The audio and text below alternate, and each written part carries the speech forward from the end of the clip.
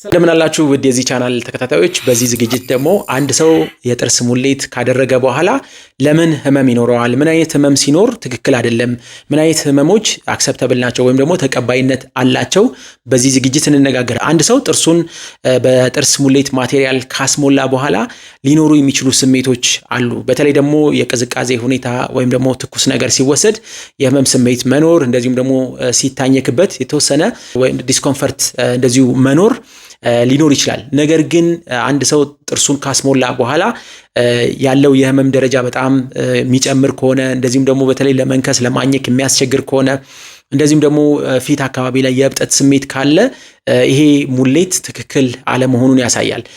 አንድ ሰው ወደ ክሊኒክ በጥርስ ህመም ምክንያት ሲመጣ የህክምና አማራጮች አሉ። ለዛ ሰው ስፔሲፊካሊ ወይም ደግሞ ለዛ ሰው ከስተማይዝድ የሆኑ የህክምና አማራጮች። ሁሉም ጥርሶች ወይም ደግሞ ሁሉም የተቦረቦሩ ጥርሶች የሙሌት አገልግሎት ወይም ደግሞ የሙሌት ህክምና በቂ ነው ማለት አይደለም።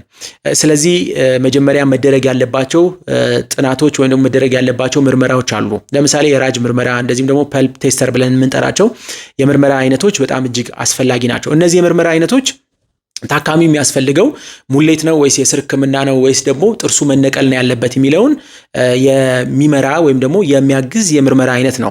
በተለይ እንደዚህ ፐልፕ ቴስተር ብለን የምንጠራቸው እንደዚሁም ደግሞ የራጅ ምርመራዎች በጣም እጅግ ወሳኝነት አላቸው።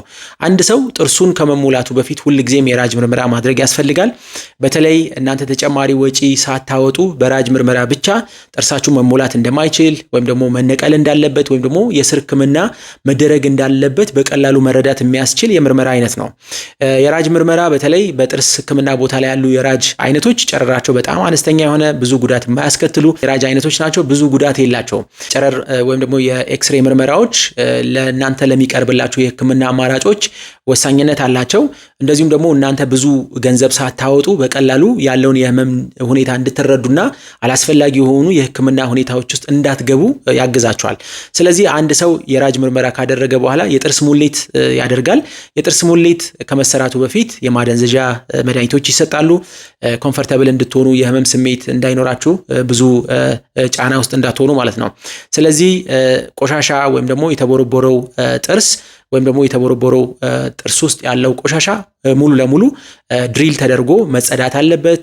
ቆሻሻው ከዛ ቦታ ላይ መወገድ አለበት። ከዛ ቦታ ላይ የሙሌት ማቴሪያሎችን እናደርጋለን። እነዚህ የሙሌት ማቴሪያሎች በተለይ አንድ ሰው ጥርሱን ከተሞላ በኋላ የህመም ስሜት የሚፈጥሩባቸው ምክንያቶች አሉ። ለምሳሌ የጥርስ ሙሌታችሁ ከምትረግጡበት ወይም ደግሞ በፊት ከምትነክሱበት በጣም ከፍ ያለ ከሆነ፣ ያ ማለትም በጣም ብዙ የጥርስ ሙሌት ወይም ደግሞ ከጥርሳችሁ በላይ ሙሌት ካለ ቀድሞ የመርገጥ ባህሪ ካለው ሙሌቱ ከተሞላ በኋላ የህመም ስሜት ሊፈጥር ይችላል።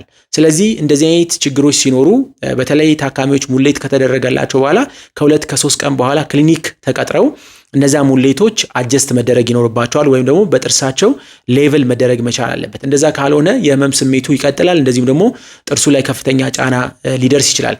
እንደዚሁም ደግሞ እነዚህ የሙሌት ማቴሪያሎች በተለይ ቅድም እንዳልኳችሁ አንድ ጥርስ ከመሙላቱ በፊት ድሪል ይደረጋል ወይም ደግሞ ውስጡ በደንብ ተጸርቶ ወይም ደግሞ በደንብ ሙሌቱን እንዲቀበል ማድረግ ያስፈልጋል። ስለዚህ ድሪል ስናደርግ ይሄ ጥርስ ነርቭ አለው። ለነርቭ አጠገብ ወይም ደግሞ በጣም ለነርቭ በጣም ክሎዝ ከሆነ ድሪል ስናደርግ ያ ድሪል ያደረግነው ስሜት ወይም ደግሞ የነርቭ መጎዳት ወይም ደግሞ ብግነት በሂደት ወይም ደግሞ ሙሌቱ ከተሞላ በኋላ የህመም ስሜት እንደዚሁ ሊፈጥር ይችላል።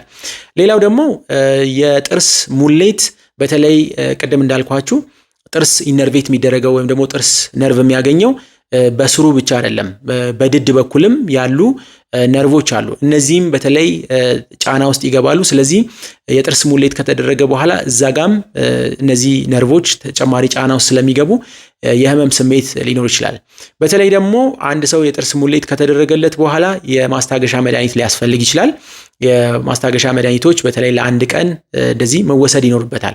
ከዛ በኋላ ግን መድኃኒት ላይ መሆን እንደዚሁም ደግሞ የህመም ስሜቱ መጨመር፣ የእብጠት ስሜት መኖር፣ የቅዝቃዜና የሙቀት ስሜት እንደዚሁ እየጨመረ መምጣት፣ በተለይ ቀዝቃዛና ትኩስ ነገር ስትወስዱ የህመም ስሜቱ እየጨመረ የሚመጣ ከሆነ ሙሌታችሁ ወይም ደግሞ እናንተ የተሞላችሁት ሙሌት ትክክል አይደለም የሚለውን የሚያሳይ ነው። ስለዚህ እንደዚህ አይነት ስሜት ሲኖራችሁ ወደ ክሊኒክ ትመለሳላችሁ ወይም ደግሞ መምጣት ይኖርባችኋል። እንደ አዲስ ራጅ ምርመራ ማድረግ ያስፈልጋል። በተለይ የራጅ ምርመራ ደግሞ ካልተደረገላችሁ ብዙ ጊዜ አንዳንድ ቦታ ላይ የጥርስ ሙሌት ከመደረጉ በፊት ራጅ ላታደርጉ ትችላላችሁ ወይም ደግሞ ራጅ ላያደርጉላችሁ ይችላሉ ሐኪሞቻችሁ።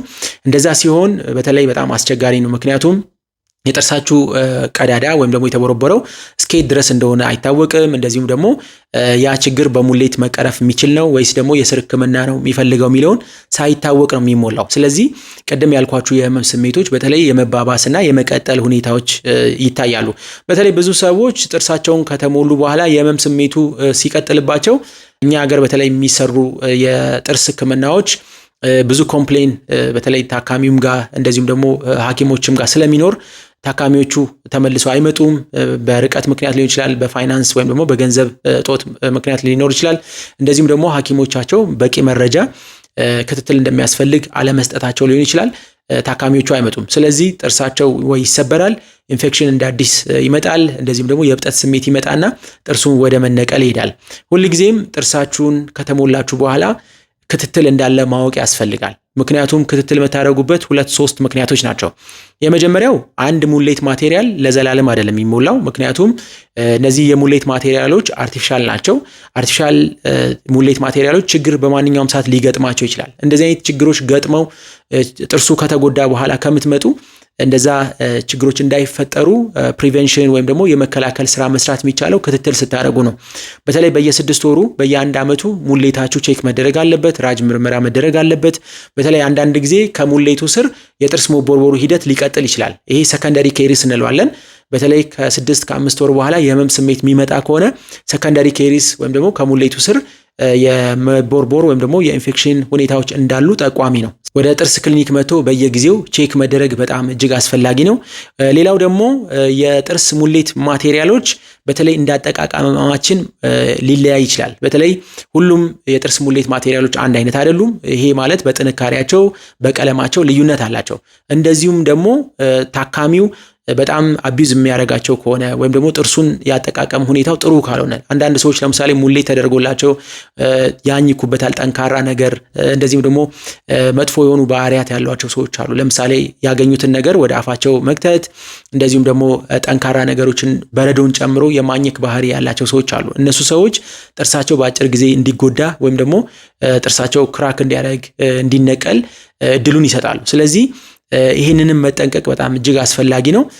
ስለዚህ እነዚህን ነገሮች በሌሉበት በተለይ የራጅ ምርመራ ሳታደርጉ ጥርሳችሁን ከተሞላችሁ፣ እንደዚሁም ደግሞ ከተሞላ በኋላ ክትትል ካላደረጋችሁ፣ እንደዚሁም ከተሞላ በኋላ ጥንቃቄ ማድረግ ያስፈልጋል። ቅድም እንዳልኳችሁ ጥንቃቄ ካላደረጋችሁ የመሰበር ሁኔታዎች ሊገጥሙ ይችላሉ። ሙሌቱ ከዛ ቦታ ላይ ሊወጣ ይችላል።